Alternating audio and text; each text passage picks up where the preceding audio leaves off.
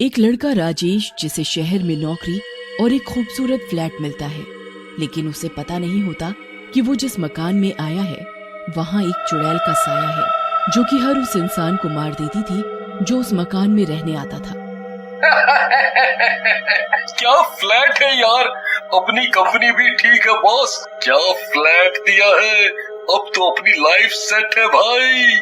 कुछ दिन बीत जाते हैं, राजेश के साथ कुछ नहीं होता। एक दिन राजेश बाथरूम में नहा रहा होता है और चुड़ैल उसके पीछे आकर खड़ी हो जाती है। ठंडे ठंडे पानी से नहाना चाहिए, ओ ठंडे ठंडे पानी से नहाना चाहिए। गाना आए या ना आए, गाना चाहिए।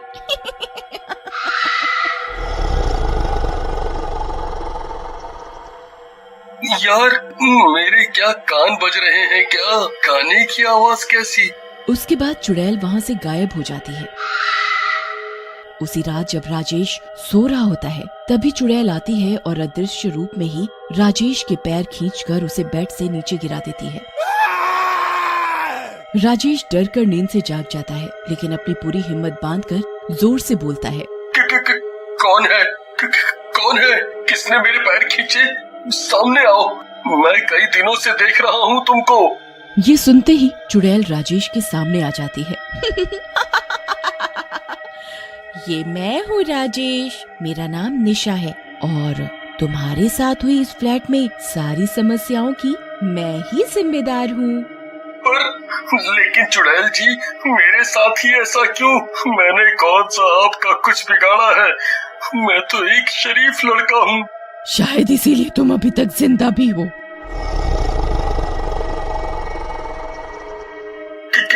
क्या मैं एक बात आपसे पूछ सकता हूँ कि आपकी इस हालत का जिम्मेदार कौन है?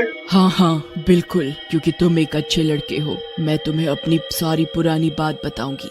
मेरा नाम निशा है और मैं जब जिंदा थी तो बहुत ही खूबसूरत और अमीर हुआ करती थी, लेकिन मैं राज नाम के एक दूसरे लड़के से प्यार करती थी, लेकिन मुझे नहीं पता था कि उसके क्या इरादे हैं। राज, तुम मुझे कितना प्यार करते हो? जान, तुम्हें पता है, अपनी जान से भी ज्यादा। निशा और राज बात कर ही रहे होते हैं कि तभी राज का दोस्त शामू वहाँ आ जाता है। राज निशा को वहाँ से जाने के लिए बोलता है और निशा वहाँ से चली जाती है। हाँ भाई कंगले, ये कौन सी बहुत अमीर लग रही है देखने में तो ये लड़की। हाँ यार, रहती है हमारे मोहल्ले में, पागल है तेरे भाई के प्यार में। तुझे तो पता है तेरे भाई को आता है बेवकूफ बनाना, बस थोड़ा पैसा बना लूं इससे, फिर छोड़ दूंगा इसे। यार जब तू इससे खेल रहा है तो थोड़ा मौका हमें भी दिला दे, मैं भी थोड़ा खेल लूं। वैसे भी इस गंदे चेहरे से कोई लड़की पटने वाली है नहीं। चल बेटे, कल तेरा भी उद्धार करवाता हूँ। उसके बाद राज और शामू वहाँ से चले जाते हैं और योजना के अनुसार राज निशा को एक फ्लैट में बुलाता है। वहाँ उसका दोस्त शामू पहले से ही मौजूद रहता है और एक दूसरे कमरे में छुपकर बैठा होता है। राज, तुमने मुझे यहाँ क्यों बुलाया, क्या हुआ? कुछ नहीं। राज और निशा बैठे होते हैं कि तभी वहाँ शामू आ जाता है। राज, ये यहाँ क्या कर रहा है? और तुम्हें पता है ना कि मुझे तुम्हारे गंदे दोस्त बिल्कुल नहीं पसंद। लेकिन तुम तो मुझे बहुत ज्यादा पसंद हो रानी। उसके बाद शामू निशा के साथ बुरा व्यवहार करता है। निशा राज को मदद के लिए बुलाती रहती है, लेकिन राज उसकी एक नहीं सुनता। राज, तुम प्यार के नाम पर कलंक हो। तुम और तुम्हारे दोस्त ने मेरे साथ गलत काम किया, लेकिन मैं चुप रहने वालों में से नहीं हूँ। मैं तुम सबको सजा दिलाऊंगी। मैं अभी पुलिस के पास जा रही हूँ। अरे अरे शामू, रोक यार इसे, ये तो पुलिस के पास जा रही है, ये तो हमें जेल करवा देगी। तू डरता बहुत है यार, कुछ नहीं होगा यार, रुक, मैं इसे बताता हूँ। ज्यादा झांसी की रानी बन रही है। इसके बाद शामू और राज निशा को फ्लैट से नीचे फेंक कर मार देते हैं। तो राजेश, ये थी मेरी सारी कहानी। अब तुम ही बताओ मैं कहाँ गलत हूँ। मैं जब तक उन दोनों को उनके अंजाम तक ना पहुँचा दूं, मैं ऐसे ही भटकती रहूंगी।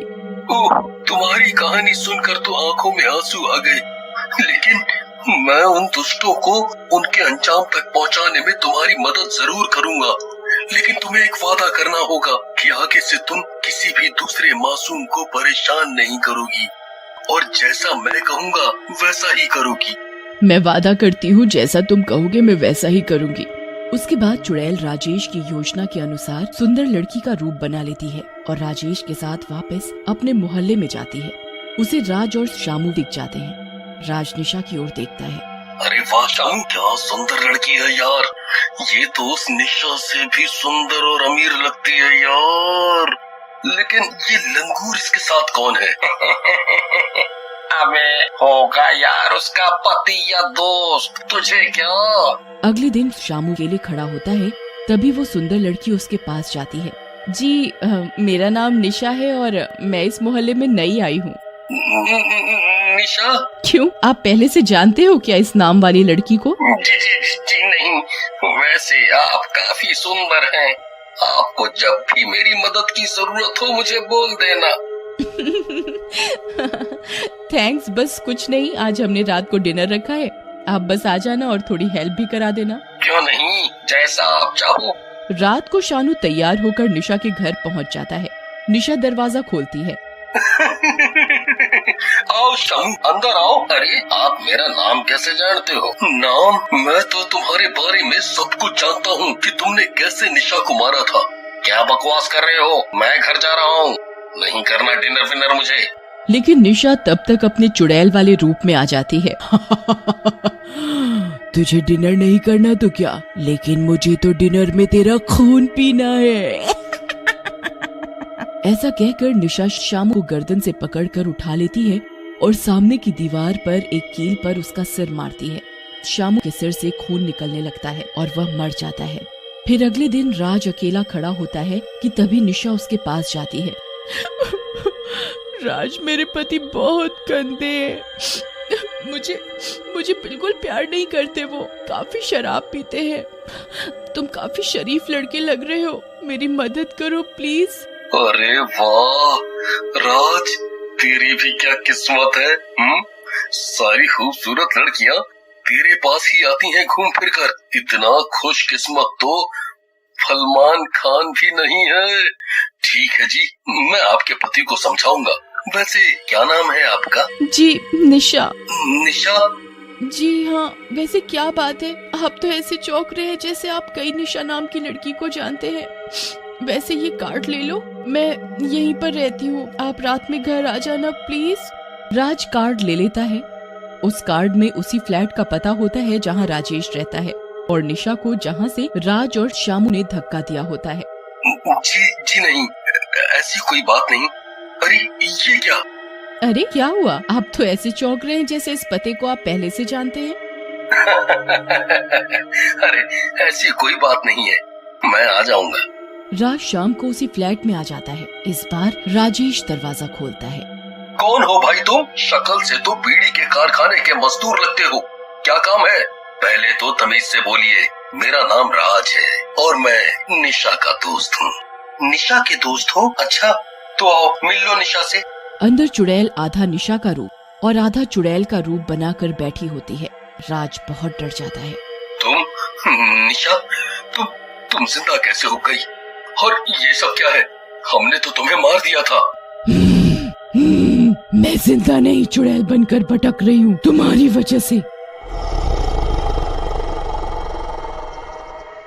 ऐसा कहकर चुड़ैल राज को खिड़की से नीचे फेंक देती है और चुड़ैल रूप से अपने नॉर्मल और सुंदर रूप में वापस आ जाती है। थैंक्स राजेश, आज तुम्हारी वजह से मेरा बदला पूरा हुआ। थैंक्स करने की कोई जरूरत नहीं है निशा, तुमने बहुत अच्छा काम किया जो इन दुष्टों को इनके अंजाम तक पहुंचा दिया।